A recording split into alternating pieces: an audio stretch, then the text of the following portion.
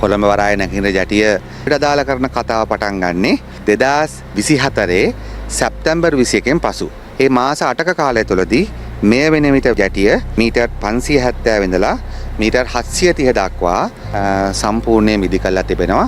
ඒ වගේම මීටර් 1320ක් මේ සම්පූර්ණ ජැටිය මාස 8ක කාලයකදී සැලකිය යුතු ඉදිකිරීමක් කරලා තිබෙනවා. ඉදිරි මාස කිහිපය තුළදී බලාපොරොත්තු වෙනවා මේකේ විශේෂයෙන්ම මේකේ මූලික කටයුතු අවසන් කරන්න ජැටි එකේ එක කොටස.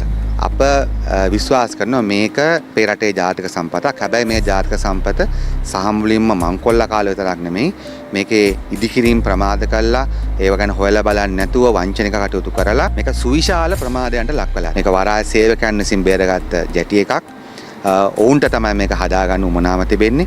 මේක විනාශ කරපු දේශපාලුවන්ට ඔවුන්ට විවිධ විදිහට කඩ යන සුළු පිරිසක් මේව ඇතුළෙත් එළියෙත් ඉන්න පුළුවන්. ඔවුන් ඇත්තටම මේවා විනාශ වෙද්දී අවුරුදු 2014 තමයි ඉදිකිරීම නතර කළේ. 2014 ඉඳලා 2024 වෙනකම් මීටර් 130යි හදන්නේ. අවුරුදු 10කට මේ ජෙටි එකේ මීටර් 130යි හදන්නේ. මොන අපරාධද?